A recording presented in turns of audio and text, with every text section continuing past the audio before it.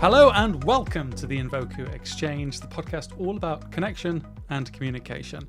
I'm Bruce, Head of Strategy for Envoku, and today I'm thrilled to welcome Kit Lim, Culture and Inclusion Leader. Kit has an inspiring journey, pivoting from marketing to DE&I during the pandemic, and now leads culture transformation across 20 global locations.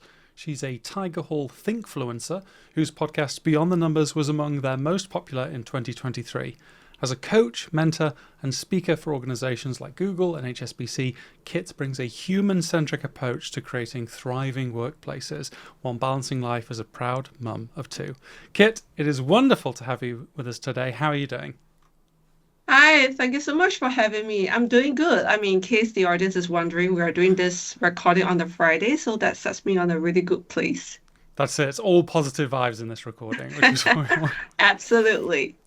I'm going to throw you a curveball to start, actually. I've decided, just off the cuff, but you very much know what you're talking about. And I really like this idea of human-centric. In the work that I do with speakers and organizations, human-centric is so at the front. And we are sitting on the cusp of what I see as a lot of Gen AI coming into communication.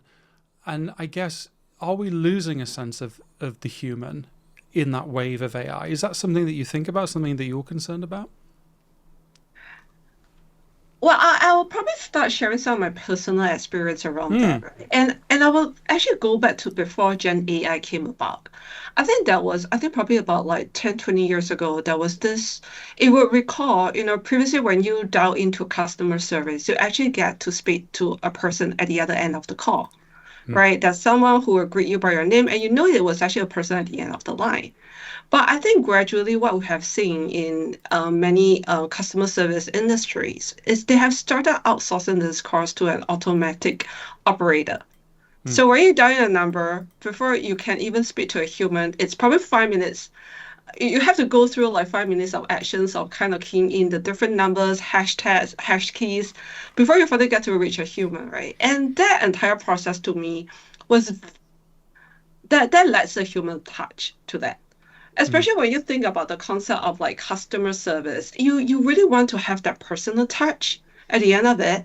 But I think at the end of the day, we do understand why organizations kind of move towards that, because there's a lot of cost savings, there's automation, and that's where like the technology has enabled us to move to where we are.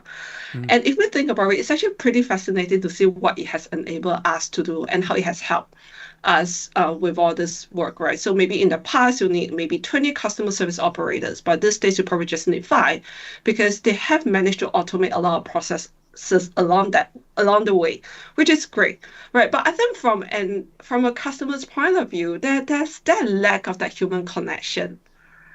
And I think that evolution has actually started way before, right? And now what we're looking at is because, there's all this talk about generation AI, about how a lot of things are going to be more automated. And so I think it's a catalyst to bring this up to the front much bigger. But if we think about that, this enhancement has already happened, right? This whole thing about like, moving to a slightly less humanized sort of conversation platform has already happened, right? The evolution has already started way before this. Yeah. I guess there's a really interesting question in terms of like where the line is. And I imagine it is ultimately the benefit of bringing someone like yourself in to be like, okay, well, what are the things that we can automate? And then at what point do we actually need to retain the human element? So I guess from my personal experience, a great example is a chatbot. I know when I need a bit of customer service, hitting the chat now button brings up a bot, but I get to chat instantly. Now, if I had to wait for a human, that would be a source of friction for me. So the intelligence is almost getting that changeover right when the bot's assessed what I need and then can push me to an agent. And if that's done at the right time, it's magical. If it's not done at the right time, I get frustrated. I get a little bit annoyed. I guess a lot of your work is almost now defining, okay, here's the stuff where it really matters, and here's the stuff where actually a system can come in and shift. Is that a fair summation? Yeah, I do agree with you. And absolutely, I think chatbots are fantastic, right? Because as and when you need help, you can go on to, whatever website that might be, and that will be an instantaneous response, right? But I think the satisfaction also comes as much as how far the chatbot can take the conversation. Mm, So, and I recall some of my experiences where I actually wanted to ask for something that is probably not coded within their response, right? And it kind of always brings me back to the default. And I was really frustrated and really annoyed because I'm like, you are not answering my question, right? mm, But having said that, I think that nowadays, with AI and with the sort of machine learning capabilities that are out there, I think these issues that we see will eventually filter out by itself yeah. eventually, right? So I think that's probably not going to be so much of an issue once we kind of fine tune the capabilities and we kind of preload all those information as much as possible. Because I think for that to happen, there's also a lead time for the machine to be learning the sort of responses that they need to be generating. And previously, we probably were not there fully, but now, to your point, it is there. So I feel like if it's really more of a, I just need to know this, and if you can let me know, Mm, that would be something that a chatbot can actually respond. But what I think where we need more of a human touch, right, is things that we need to have something more personal, right? Something more personalized, something where I think, empathy is still needed, where I probably need some advice, where I really need actually someone to talk to. Right, because yeah. it's very different, and I think fundamentally human beings, we are social beings, and we Yes. we live and we thrive in groups, and so this is the social construct that we had since the Paleolithic times, and so today is still very much relevant. So I think as much as we still try to um, kind of like enhance some of these features through the technological advancements, but there's still certain elements of it that we cannot be removed entirely. And so I Yes. recall, during COVID, so one of the things that really came as a concern to many governments across the world was a part of size on social isolation, Mm, right? People will be kept from homes, people not able to go out and meet with friends and all that. And that was a real concern. The well-being piece came in and all that, right? Because if you think about it, even though that was 5 years ago, 2020, but we already had lots of technological advancements, and YouTube was already there. We had all the social media tools out there, right? But then the lack of the in-person interaction, the lack of the face-to-face was still something that I think many people grapple with.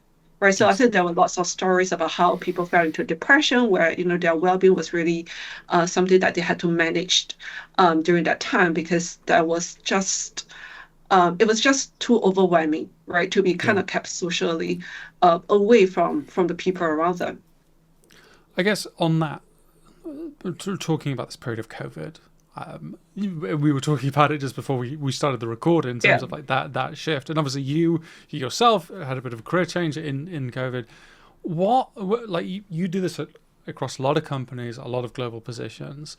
What changes do you think post COVID are permanent and which are kind of temporary? We've seen a big flux in the kind of hybrid remote working versus in person, whereas the idea of maybe the predictions that, oh well, everyone will virtually work and then I'll be fine, have proven to be false.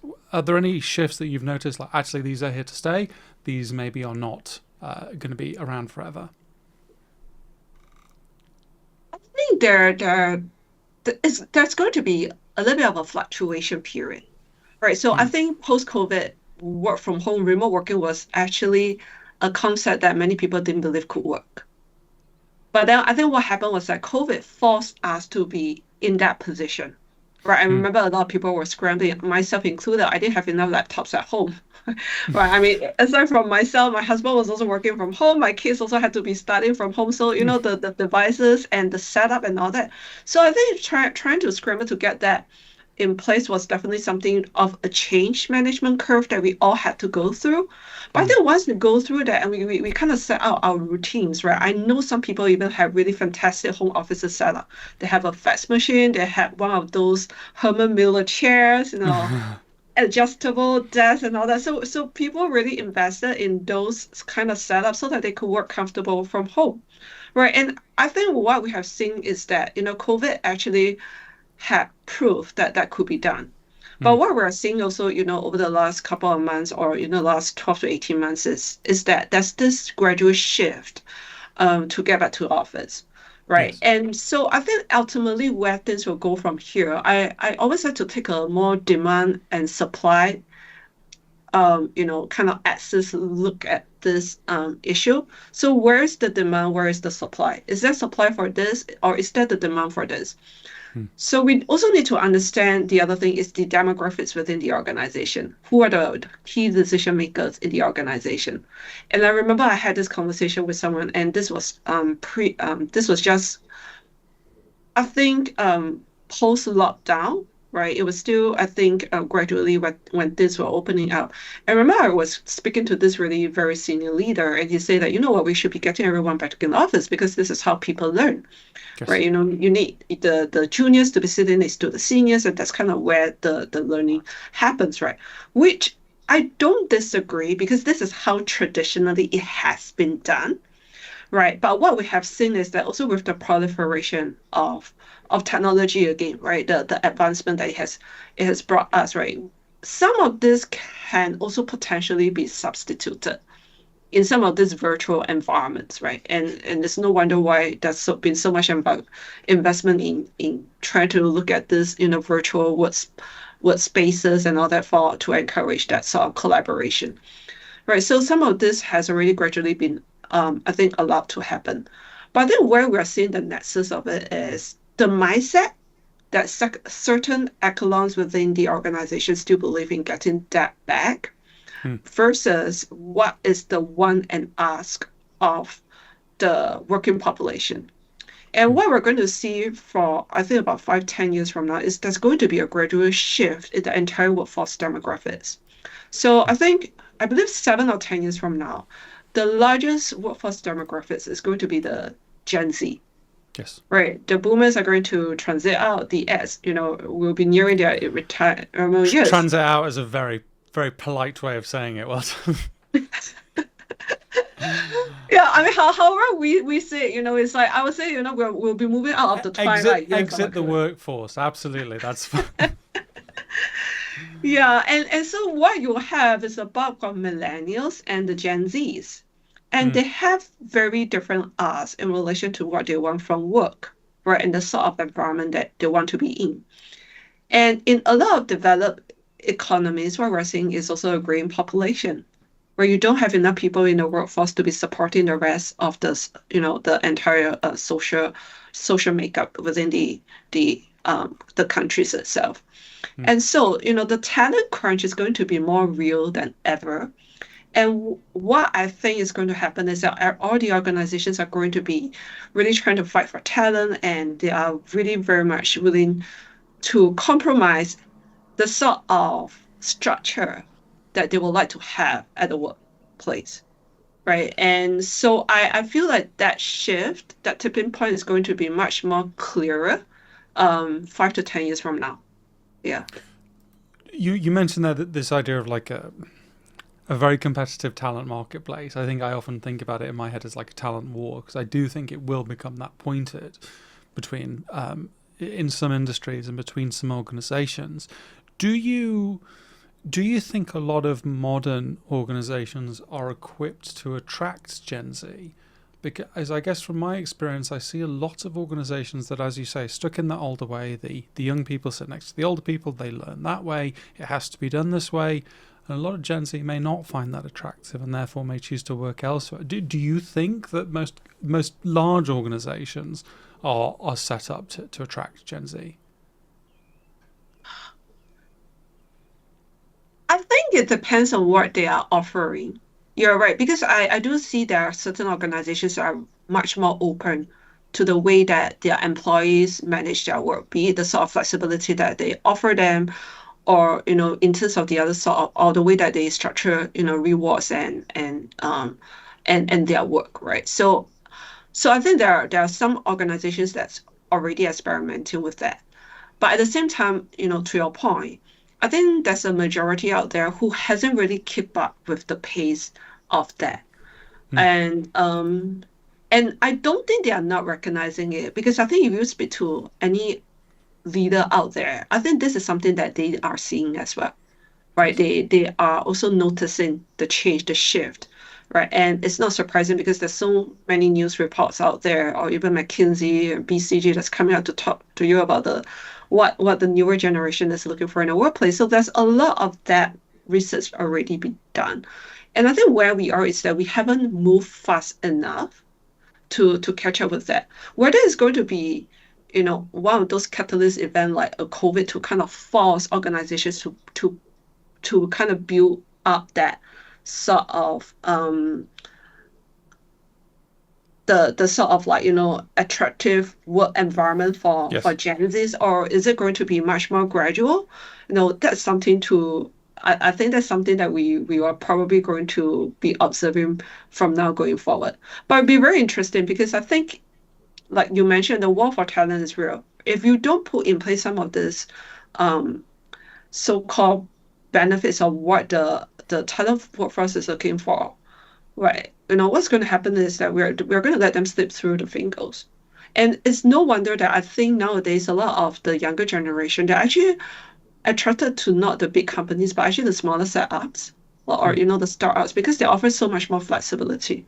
And they probably allow you to maybe do multiple, to build a portfolio career, right? Whereas in bigger organizations that are more red tapes, you probably need to go and ask HR, checking whether this is actually, something that goes against the policy for you to be taking out some of these roles.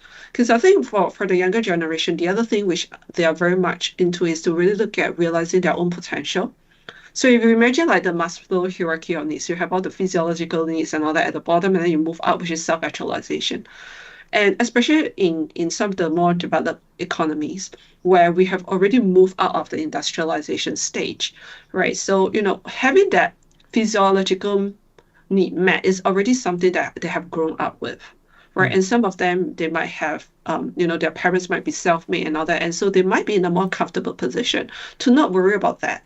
So if that's the case, so what they're seeking is actually up there, at the tip, which is like, I want to realize my potential. I want to do things that has meaning. I want to find purpose, and that's why I think in the last couple of years we have seen the proliferation use of these phrases, right? Yes. Everybody's talking about, what's your purpose? I can't find meaning. Or this is what I want to know work. It does or authenticity, right? Me being me, and I don't need to hide who I am. I can be who I am. I can be comfortable, right? So we see a lot of all these teams coming up, and I think it's really interesting to see how workplaces, what we can do to kind of adjust and accommodate for these. Yeah. The phrase you used really that I really liked there was this idea of a catalyst event. Will we have one again? We kind of hope not, because they tend to be quite painful for a lot of organisations. But in my experience, those that are at least keeping half an eye on the future are the ones that will benefit most from big catalytic change events like that. Um, I also love this point about, because it's one that I think in nearly every single conversation I've had has come up, this idea of if you let people be themselves, you will benefit from it, because it takes an enormous amount of energy to hide who you are. And if instead you're not worried about that, if instead you're just like, no, I'm doing my job, I'm showing people who I am, that's okay. I'm not having to devote so much of this brain power to hiding my little quirks, nuances. This often comes up in the context of neurodiversity and people that don't fit a given mold but can still contribute massively. So I'm really, really happy that you raised that, and I will continue to bang that drum. This is my own personal thing to bear. Reading your LinkedIn recently, and obviously, I guess coming off this point of the generational divides, you've mentioned like tailored communication channels for different generations. Have you deployed this, and if so, like, what have you found works particularly? Because I have a little experience in this area, but I'd love to hear your perspective. Yeah, so my approach is a bit different because I don't want to try to overgeneralize on things, right? Maybe it might not be a generational preference, it might be an individual preference, which was quite interesting because recently I moderated a panel which is around Gen Zs at the workplace, right? So I Mm. actually had a full panel of Gen Zs, really exciting, and kind of getting their insights around this topic. And we talk about that, right? Communication channel. And a Yes. few of them were sharing that, well, we also do like, in-person communication, right? But it's just that sometimes, right, I think, just kind of WhatsApping each other or, teaming each other using the company internal chat is more fun, right? But and so I think that's also a certain piece of us to be careful to not overgeneralize that if you are Gen Z, this is definitely how you want to communicate, right? Hmm. So I think we can all agree that Gen Z is a different generation, as in they grew up with a lot more advanced technology. Yes. I got my first cell phone when I was 20, but it's not that a case for a lot of people, right? I They mean, my even daughter it. started asking for one when she was 6. Now, I've not yielded to that, but that's when they begin to understand this is a device I want to Yeah, have. absolutely, absolutely. You're right. Like I mean, my kids as well, right? I mean, I haven't given them one as well, but they have friends in school who already own one. And so, Hmm. even like, at home, we try to limit their exposure, but at the same time, the social um, environment that they are in, they will also kind of take in some of this information and human comparison is one of those things which is inevitable. It's like, hey, my friend got this, I want this too. Yes. Right. And so, kind of managing that is also, another piece on parenting. But then at the same time, I think this is kind of where they grow up in. And so I think we need to appreciate that this is their environment, this is how they grow up. And so we need to be mindful to not overly force them to go through the same system that we went through because we went through a different system. Hmm. Right. I mean, at the same time, I was thinking, if I grew up in their generation, will I still think the same way as I'm doing right now? I think Yes. likely not, right? Because our set of experience has deviated vastly. And so I think that's one of the things that we need to appreciate. And so going back to your point in relation to the communication channel. So like I said, I try not to assume that, people will have a preferred way of communicating certain things, right? But I think it's good to have that conversation to understand how what's their preferred mode and kind of taking from there. And case in point, like my parents, they're in their 70s. They're the boomers, right? And we would think that Hmm. they are the ones who grew up, preferring face-to-face communications. But this day, they're sending me WhatsApp like crazy. You can't escape. This is it now. Yeah, exactly, right? So, it's you can see that they have also, start to get in line with that. And my parents are on social media way more than myself. Hmm. I only keep one social media account. I only have LinkedIn. I don't even use Facebook or, Instagram and all that sort of stuff. But my parents are, I mean, they go on Facebook almost every single day, right? And they'll send me lots of videos here and there. And I'm like, where do you get all this from? And these are people, adults in their 70s, right?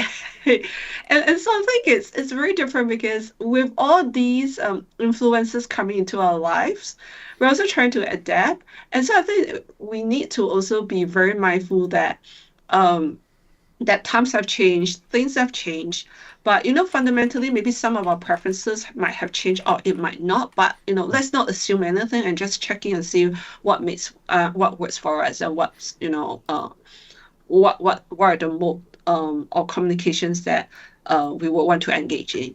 Yeah. Hmm. I guess shifting the conversation a little bit in terms of, I think age is a very easy point to identify difference in terms of generational expectations. And it's almost like as a society, we're comfortable talking about age differences, whereas other things may go unsaid. So I guess when we look at the broad spectrum of DEI and what it can mean, do you see like other divides that are just as important? We've often talked about a cultural divide, not in terms of anything diminishing of people from other cultures, but understanding that actually someone who is perhaps viewed as extroverted in the United States may be viewed very differently in Japan, say, just because of the cultural expectations and the weight that we build around them. When you're involved in your work and advising companies, what do you see as kind of other points of differentiation that companies need to bear in mind when they're thinking about internal comms or just attracting customers? I think that the cultural nuances that you mentioned earlier is a huge thing. Because if you're not aware of how other cultures operate, it can come across as being offensive, assertive, Hmm. pushy, and it typically doesn't go down the right direction that you will hope for. Right. So Yeah. understanding how, the cultural nuances and how communication norms are across different culture, I think is a really important thing. So I know certain organizations and I was speaking to this other person and he was telling me that, when they kind of send their employees on overseas assignments, they'll make sure that they'll go through a cultural workshop. Right, they'll get Yes. like an external consultant to kind of prep them for that to understand. Because it's very different than, let's say, you are a senior leader planted in to another country to kind of run, the company and not understanding and not aware of their norms, Hmm. right? Especially there's also power dynamics at play right here. Because Yes. when you're someone that's senior, that's that hierarchy, right? And also whether there's a psychological safety for people to be able to raise that point or not. It can be, there's a lot of different S- dynamics that we Very probably won't tricky. be able to, yeah.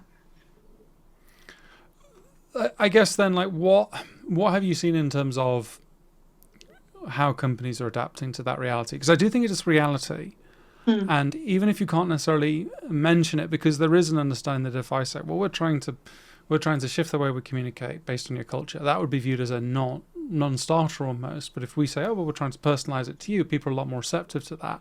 So have you noticed almost like a way where organizations are trying to think intelligently about how they talk about this? I think like, I guess, peeling back the curtain at Invoker, we use personalization. That is the word that we like to use because people seem to have a degree of comfort with it. Now, personalization can mean it's tailored for your age, but it can mean it's tailored for a range of factors. So are you seeing kind of companies change their internal language with how they think about this? So I'm going to share with you a particular conversation that I had with a senior leader. I think that was probably a year or two ago. Hmm. So we were having this conversation, right? And he's a senior leader at he was originally from Australia and he's now working in Asia, working in one of the local companies, locations in Southeast Asia, right? So we were having this conversation one day and he was like, I get very frustrated sometimes when I'm sitting in with meetings and they are um speaking in their local languages. Yes. Right. And so he was asking me my thoughts around that and whether he was being overly sensitive or maybe if he's going to do a ban and big and people speaking the local language and making sure that everyone just speaks English in the office and so that was something he had in mind. Hmm. So my response to him was this, right? I think, when especially nowadays we have so many globalized international companies who are operating across the world. So, and in many of these overseas locations, you actually do hire quite a good number of local employees, right? Hmm. And but at the same time, if you think about it as an organization, is your product or service offering exactly the same as you have back at home? And the likely answer is no. I mean, if you look at even like McDonald's, right? Of course, they got the Big Mac and everything. But the interesting thing about McDonald's is if you go to different countries, you get a very localized version of it. Yes, very much so. Right. And that's because, right, they do understand that the local flavors are different, right? I think if you come to Southeast Asia, you even get like chili or spicy flavors, which is something that you probably don't get in Europe and the US. I Very remember much when I so. was in India, there was a vegetarian burger. Right, and in Japan, I remember when I was there, they had mac pork, right? Which you don't get it in Singapore, which is where I'm from, because in Singapore it's halal, meaning that Yes. it's actually Muslim friendly, and so the products and the services from most organizations, you actually try to localize it, right? So same thing. Let's take it in terms of our internal dynamics. So when you scale overseas, so one of the things when we talk about diversity and why we want that diversity is so that you have that mix and people understand local nuances, people Hmm. understand local norms, and you want these people in your team to be able to advise you better on how to service our clients better. Because the cost of diversity, right, is so that we can be more innovative, can more creative, and so that we can leverage on the potential of our organization for greater organization effectiveness and competitive advantage. It was Hmm. never something that we want to drive on our moral ground. Right. Of course, it's the right thing to do. But then when we are talking internally for businesses, why do we need diversity? And it's a lot more than just the dimensions we're talking about, be it gender or race and all that. But it can be the diversity of thought. It can be the Yes. diversity of the representation that you have in the locations and all that sort of stuff, right? Or even the social economical status of people. So and this is what brings to the table like the different schools of thought to kind of push our boundaries further by challenging each other on can we go further? Can we try this idea? Can we do Mm. that? Right. And so kind of building that back and back to that conversation I had earlier. So what I would share with him is that the beauty of the local the local companies, the locations that we operate in, right, is that um is how it actually embraces the local cultures and norms, right? For you to be taking an overseas assignment, even though it's with the same organization, but it actually brings you a lot of very different perspective because the people that you work with is perspective, you're experiencing a different culture. And so I think speaking in their local language because this is part of their local culture. But I think where we want to make sure what we want to make sure is inclusive is that when you have a group of people around the table and you have people who don't understand the local language, you want to try to be inclusive. So we speak in the language that everybody understands, right? And and I think that's really more encouraging and not kind of like sidelining certain people in the group. But obviously, if you and I are in the pantry and and it's just the two of us who want to speak in our local language, so why not? Right. But Yes. when you have a bigger group and you want to be mindful, like, town halls, well, you want to do it in English, right? Because you want to make sure everybody understands, right? But if you have like your own group meeting and it's just a small number and everybody understands, I say, why not? And I think it adds up to the beauty and like the local nuances of of that location and make it more unique. Mm. Yeah.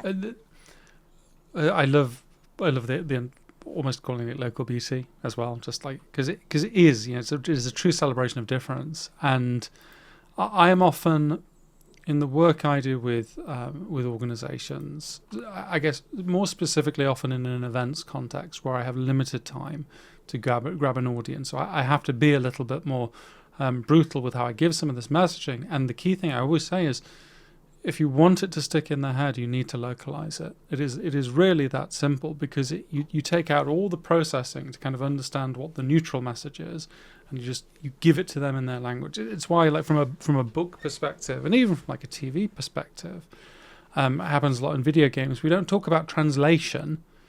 Translating, for example, Cantonese to English is something that can be done. But if you localize it, it is not only doing that translation, but it's understanding all the myriad cultural influences that are being called upon and translating those to local things as well. So what is someone that is maybe a bit out there and weird to the British will be very different from the Chinese. So it has to be very local, and that idea of localization and really bedding it in, I think, is so critical. Mindful of time because we have a lot of topics to get through. But I wanted to shift a little bit in terms of you have, and I encourage everyone to go check out Kit's wonderful LinkedIn, but you're quite a passionate advocate for well-being. That is, there are a lot of your profile. How do you see this evolving in terms of a company offering and I guess company messaging? Because I've seen an uptick in recent years, perhaps in the last decade, actually, being overly fair, is we're going to push well-being initiatives as a reason for people to stay. How are you seeing that dynamic changing, or do you think it's actually something that companies should say to people, oh no, we'll support your well-being, but you have to lead it and generate it, etc.? I think well-being goes two ways. Like, firstly, I think there's also a personal piece to that, Mm. right? We have to take ownership of our own well-being, right? And of Yes. course, like from the organization's point of view, whatever they can do to support employees, that would be awesome. And that's why, you have seen this proliferation of EAP programs, and then there's a lot of like well-being programs that you mentioned. Even like, well-being roles out there are actually becoming increasingly common in the market. Right. And Yes. and there's a demand for that. And that's also because I think organizations are recognizing that they want to take care of employees, right? And I think to understand this is interesting to see how this has evolved. Because I remember maybe like 20 or 30 years ago, you don't really hear about this that much, right? Yes. Moreover, a dedicated role, or I mean, even the HR seldom really need to look at well-being.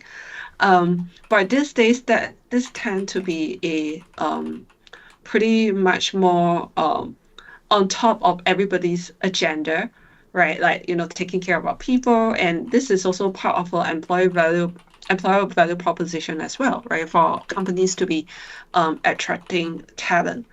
And so I feel like this is also because of there's a demand in the market for that as well. So again, I go back to Yes. demand and supply. That's why there's a demand. That's why there's the supply coming in, right?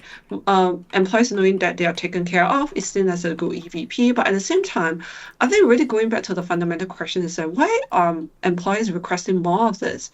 Have we evolved? Are we less resilient? Are we like under more stress and all that, right? Compared to like maybe 30 years ago. And I think yes, right? Because again, technology has advanced so much. In the past, I remember when my dad was working, right? When he came off from work, he finished work. Hmm. Right. There wasn't a BlackBerry, there wasn't a cell phone, and there wasn't any way that's contactable, right? So it's very easy for you to segmentize your work and your life. There was genuinely work-life balance. Yeah. Right, but ever since like BlackBerry came in, and then people were have their devices, and one thing that for COVID has done for us was it has also revolutionized work, right? So you can be on your machine 24/7 working if you don't take the break yourself, right? You will probably end up continuing before you realize that. All the time. All the time. Certainly, yeah, I guess speaking personally, someone that works remotely most of the time, I never feel that I disconnect. That is there is the constant, because there is no office home divide. There is just Yeah. work. That is an incredibly difficult thing to navigate. Sorry to cut in there, but just to support your point. Yeah, absolutely. And you so correctly pointed out. And so because of all these overlap and the lack of clear boundaries, right, between work and life, and then our high-paced lifestyle, the stress that we're encountering, people feel burnout much more Hmm. these days and than in the past, right? And so I think companies are also recognizing that they need to be supporting employees, and burnout is not good for organizations. You don't want Yes. employees to become disengaged. You don't want employees to feel unsupported. You don't want them to leave, right? The turnover costs and all that associated with that, that's massive, right? So it's actually, Hmm. again, it comes from a business imperative as well. Why organizations want to be taking care of their employees. Because if I take care of you, I can get the best version of Bruce Willis today. I'm going to generate and be able to get all the productivity that I want from a good, happy, productive worker compared Hmm. to one disengaged, burnout, disgruntled, and dissatisfied employee. Yes. It is. It is that true element of almost. I think with a lot of organisations, there can be a leap of, oh, we need to jump to hiring more people, or we need to bring in these high performers. When actually the misstep is understanding that you already have high performers, but are you doing enough to unlock them within your organisation? Because it's a lot easier if you get it right, and it's a lot cheaper than bringing in a load of new people where you're going to have to induct them into your culture, your company, all the things that go with that. Um, I guess kind of as we get to the end of this, looking at the future, because this is where we can get a little bit speculative, but I do think it's fascinating questions, and I think hopefully we've looked at the future throughout this. But I guess in your own role at this global head of culture and inclusion, how do you see that evolving in the next 5 to 10 years? Do you have, is it a case of it will be reactive, you will see what's out there, or do you think you have a sense of where your work needs to go in the coming years in terms of helping companies thrive? And this is just my personal observation, Hmm. based on what I'm seeing from not just within Yes. my organization, but the wider ecosystem as well. I feel like where we are moving in the next 5 or 10 years is we are going to probably see a more increase in people who are holding portfolio careers, right? That means I might not just be doing this, right? I like like you mentioned, right? You might be doing a full-time job, but then maybe you might be working on a separate hobby project, or maybe you might be a speaker and you might end up doing a couple of different things, right? So really building a portfolio of experience, and I feel like there's a couple of reasons why that's driving that. Okay, firstly, um, I think nobody believes that that's a permanent role for you anymore, right? We have seen Yes. so many massive restructurings, and there's like so much layoffs, redundancies that you never know when you're going to be the next one, Hmm. right? And so I think that reality has hit many people to realize the need to diversify, and not just the diversify, not in terms of diversifying your skill set, right? That's one thing, right? Is to build more career resilience, but at the same time, really diversifying your sources of income as well. So that if, let's say you're really made redundant and you have a mortgage, you have bills to pay, right? But you have other sources of income coming in to help you to cushion that, right? So I Mm, think it's because of the volatile, the VUCA world out there that's really getting a lot of people to be thinking about how can I build my career resiliency, in what way can I make myself more resilient, right, in these times, right? So that's one of the reasons. The other one I mentioned is also because of the demographic shift. Right, as mentioned, we earlier we talked about the younger generation. They want to do things that resonates with them, that really fulfills their purpose and all that sort of stuff. But maybe in a typical JD, it probably only five things interest them. The other five things not really that much. mm, And so they might try to, or I can foresee where there will be situations where they might want to negotiate for more of the project involvement basis, like more of like maybe a freelance in this project, and maybe I step in on this and I step out on that, right? And so that's maybe mainly more the younger generation. But on the other spectrum, we are also seeing more fractional senior level roles. mm, Fractional CEO, fractional CFO, fractional CMO, right? A lot of fractional roles coming out from the senior level. Because at the same time, we're also seeing a lot of senior people who have spent decades in their corporate career, but now wanting to kind of take a break, take a step back from that business, to and really giving it back to maybe the startups, or and being able to contribute in that space, right? And again, another demographic shift, right? More. We are going to have more of a graying population. We are going to have less young people to support us. So there's probably going to be a shift in maybe an increase in retirement ages, right? But at the same time, if I can retire at 65, I don't want to continue to work until 70. But at yes. the same time, right, I still want to have some form of financial independence. So what if I take a part-time job role, right? So when let's say I retire 65 with the organization, but after that I continue maybe 2 days a week, 3 days a week, and I can maybe do some of those knowledge transfer to some of the younger generation, to some of my younger colleagues within the organization. But at the same time, I want to be doing some things that I'm passionate about. I want to volunteer at my local church. I want to go and do something. I want to maybe travel a little bit. I want to take care of my grandchildren. I want to see them more often. Right. So Mm, I feel like all these cumulative beats, because of the demographic shift, right, and of course because of the way that the economy is these days, right, it's going to increasingly drive the need to have more um fractional, part-time freelance contractual type of roles in future. And with that, it's going to support more like portfolio career building for individuals. mm.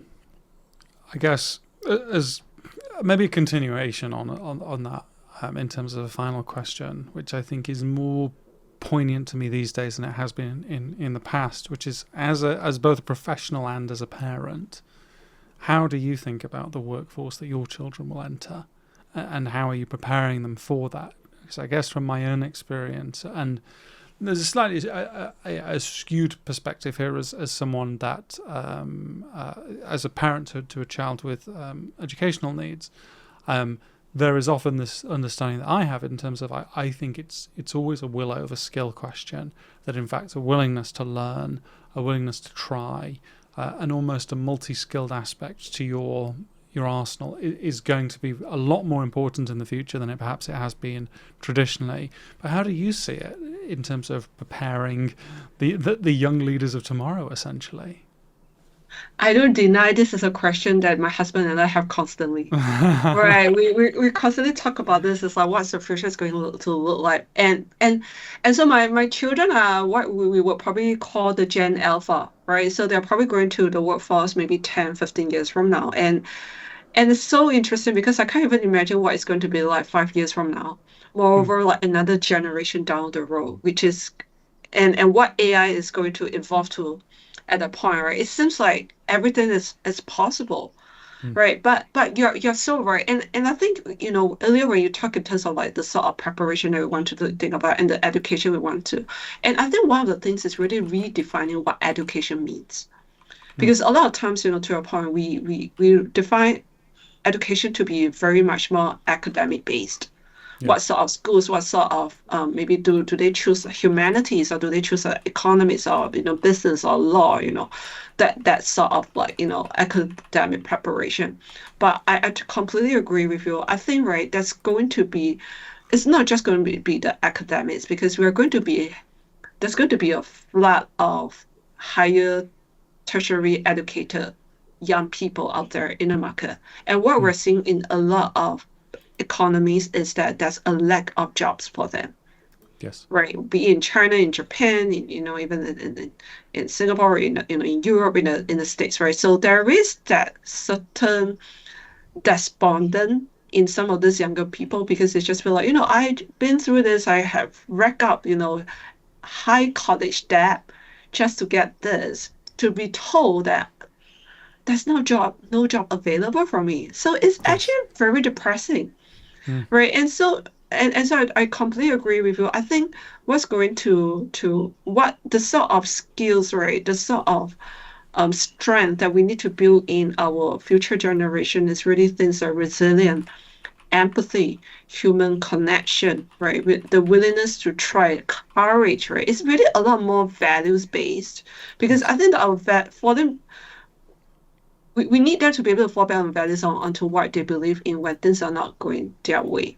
Mm. And if you apply for 10 roles and you don't get called off for an interview. So what can you strive out for yourself? Is that something that you Yes. can work on?